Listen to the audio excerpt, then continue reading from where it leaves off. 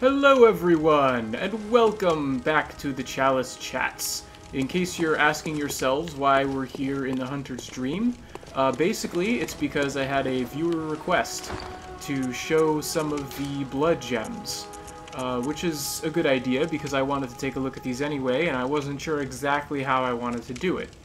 And this is what it looks like. You can see that they have a whole bunch of different ratings.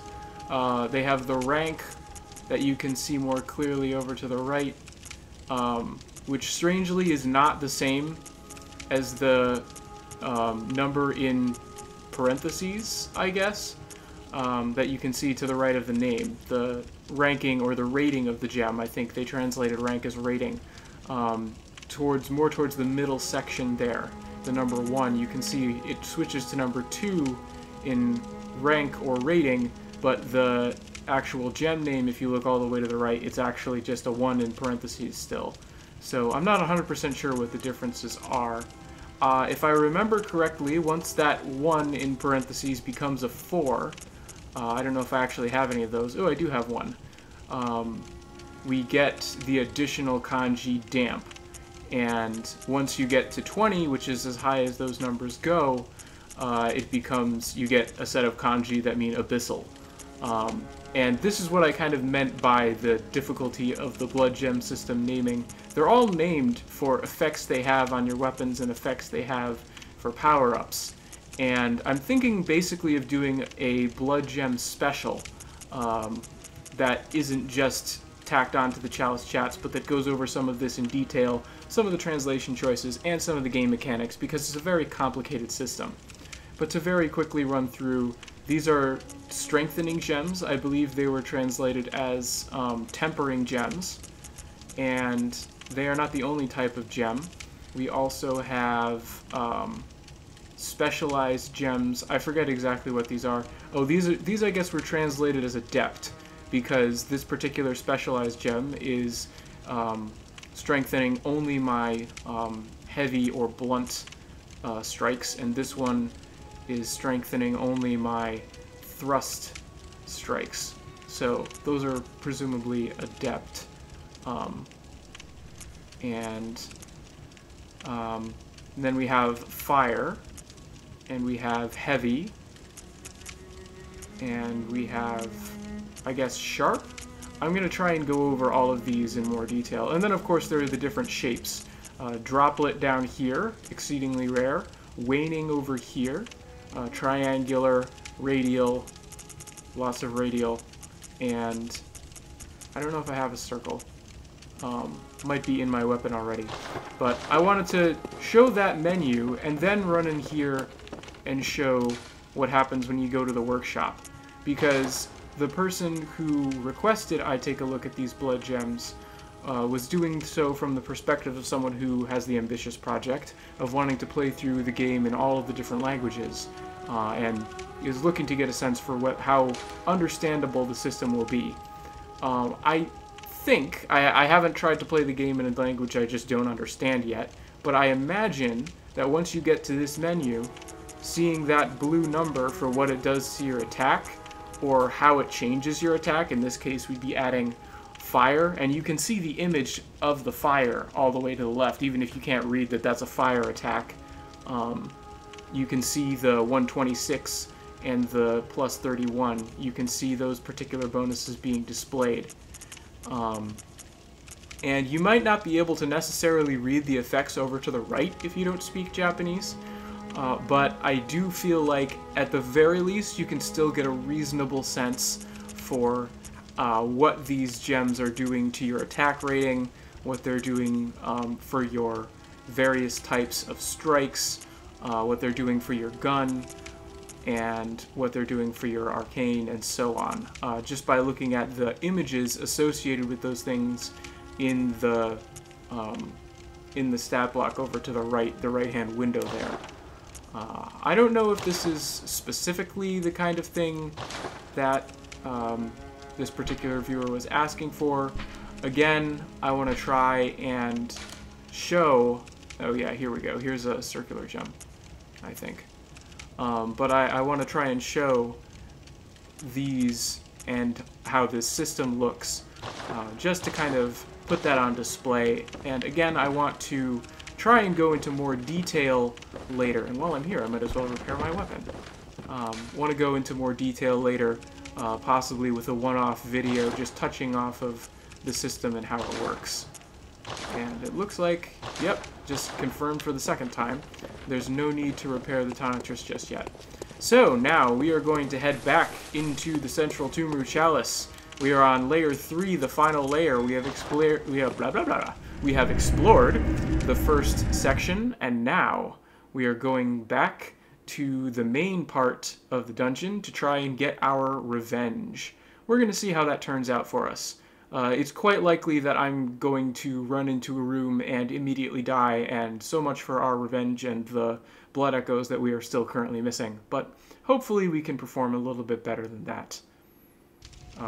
And hopefully we can also finish the Central Pthumeru Chalice Dungeon and move on to the final boss. I'm pretty sure it's the final boss. I'm not 100% sure, but I'm pretty sure that this chalice is also only a 3-layer chalice.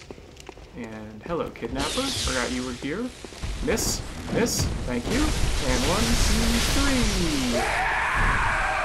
Horrifying scream. Thank you, though.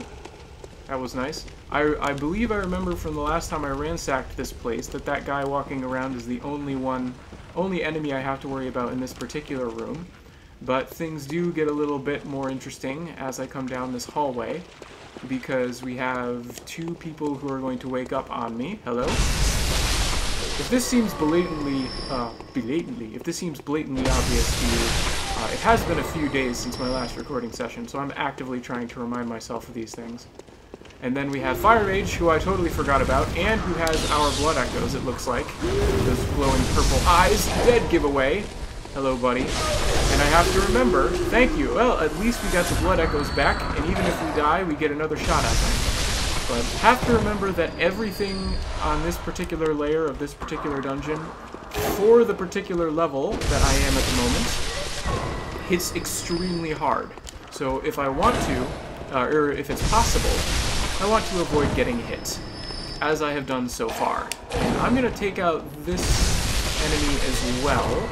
And now I want to try... Oop, nope, I don't want to fight anyone in the doorway, because that's the narrowest anything ever gets here. Alright, now I want to try running past. I'm on a beeline for wherever the bell ringer is. Hello, bell ringer. Thank you for revealing yourself. Please go away. Alright. Thank you for going away. I really appreciate it when that happens with relative ease. And that was, I believe, the stickiest part of that situation. So please don't attract anything. There is a guy down there, but I don't think I've attracted his attention just yet. So let's backtrack a little bit, now that I'm not in a desperate rush for my life, and explore around here just a bit, and see what we can find. Nobody over here. Sometimes there are enemies off to the other side, though, usually with flaming weapons of some sort. Not here. That's nice to know. Sometimes these squares summon enemies. That one did not. Okay, very nice. So we are above a room here. I'm not sure exactly what room it's above, but it's probably something that we can access right off of the main floor that we had to climb up the ladder to get into this whole section. So probably off of that. And now we are back in here. Looks like this is the end of this particular pathway. And I'm still checking for illusory walls a little bit aggressively. But let's see what we've got. This looks like someone with a gun. So let's get in close. Stay close. And, ooh, caught me with a wild swing of the lantern. And give me some health back. Oh, I got some health back, I suppose. Alright, that's fine. And those are nice to have. There could be someone waiting to ambush me here, but I feel like they already would have by now if that was the case. So let's just clear up those incense burners, which I still haven't looked up. Shame on me. And flip this switch to open the boss door. I was not expecting that switch to be down this particular pathway. I was expecting this pathway to be pretty much closed off and self-contained, but that's just how it goes, I suppose. You expect one thing, and you get another. But I believe that does it for this little path, because I haven't found any illusory walls. And we've already explored that other area. Doesn't seem to lead anywhere, and there weren't any other enemies. So let's go back into this room that once held a fire mage, and get tricked by a candle into thinking there's an item. That happens to me all the time. I believe I've already mentioned it in this series. And excellent. I consider myself revenged. Back down the ladder we go. So now the choice becomes, do we go, well obviously I don't want to go through the boss door just yet, there's more to explore. But do I go through the other door on this side, or through the closed door on the other side? I think I want to explore this one. I suspect this is the fall room. Going over the layout in my head, that would seem to make sense. And indeed, that appears to be the case. Who's this? I can summon Tomb Raider Auric. Not Tomb Raider. Tomb Prospector, I think, is the official translation. Again, for good reason. Same as that gear I was wearing before. Oh, look, there's a chest. And ooh, some pungent blood. And what's this? Ritual blood. Okay. I wonder, that other treasure room that we found in the offshoot of this same layer on this same dungeon had 3 chests, 3 tiny little chests like this in it, and this one has 1. I wonder if that has anything to do with the Chalice Dungeon setup, or if that's just a random happenstance that happened to work out to a total of 4 chests. I think I already tried, yeah, already tried that, but try it again, we'll see what happens. So now that that's been explored, I believe, let me just run over here to look and make sure, yeah, I believe it's just the boss, and then whatever's through this golden door. So sometimes there are things hiding behind the golden doors, so I'm just gonna run away. Oh, I could already see that there was nothing behind there, but I had to check, I had to try. What do we got? Leads to a ladder. Okay. Making more progress. Oop, and now we have someone to play with a long weapon, and I hear more. I hear more. Okay. Surprisingly, I took some sort of hit there and didn't, like, half die. That was a genuine surprise to me. But, I'm not gonna argue with it. Let's see what we have here. Probably more chalice materials at the rate I've been collecting them here. Indeed, we have another set of a Sage's Wrist, Holy One's Wrist. And I think I recognize this particular fancy-shaped, fancily wrought door. And indeed, there is the ghost. So this is connecting to the side path and the fiery enemies. This is connecting to the side path that we found before, where the door, that fancy door, could only be opened from this particular side.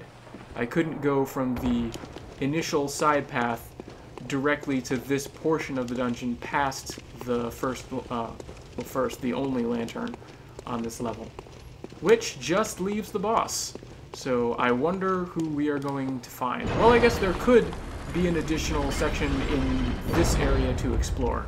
That's not outside the realm of possibility, especially as we're getting lower and lower in the dungeons. I seem to recall that as you get lower in the dungeons themselves also get longer, but maybe not. Maybe not this time. It looks like we are indeed straight on to the boss. So let me pull out a gun instead of a torch and open up this final door here. I think it's the final door. I'm still pretty sure there's only 3 layers. And see who awaits us. Ah, it is Pthumeru Descendant. Descendant of Pthumeru. So the first set of writings there. Oops. Oh, come on. The first set of writings there's in katakana, and it's the katakana for Pthumeru. Are you sure that wasn't? Oh, wow. Okay, so he threw his sickle at me. Finally. Yeah, katakana. It's a phonetic series of writing that make the sound for Pthumeru. And then we have No, our old friend, of, and then Matsue. So the first kanji in that last word is end, and the final kanji is Descendant. And together the word Matsue basically just means descendant. So this is a descendant of the Pthumerians. Because the Pthumerians, as we hopefully know from the game by now, are a race of people who came before. And indeed, I believe they're said somewhere to have built, oh wonderful, this labyrinth. I kept trying to interrupt him with my bullets, and it didn't seem to go as well as I hoped. So we're going to try that again, and maybe I won't be as parry happy as I was this last time. I'm going to try and power up my weapon with lightning some more, and try and get in some more standard hits, as opposed to relying on visceral attacks. As much as he's swinging around that scythe, you would expect it to be easy to get a parry, but I guess not. Or at least I need a lot more practice if I'm going to attempt that particular strategy. But here we go again. This time we try a new strategy. Pthumerian Descendant. I'll have to look up the official name. I think that actually might be the official name, is Pthumerian Descendant. Alright. And he threw the... Oh boy. I was healing, and I got smacked. That happens a lot. Continue to heal. Continue to heal. Alright, now I'm at a reasonable health level. Charge the weapon. Stay close. What happens if I stay close? And...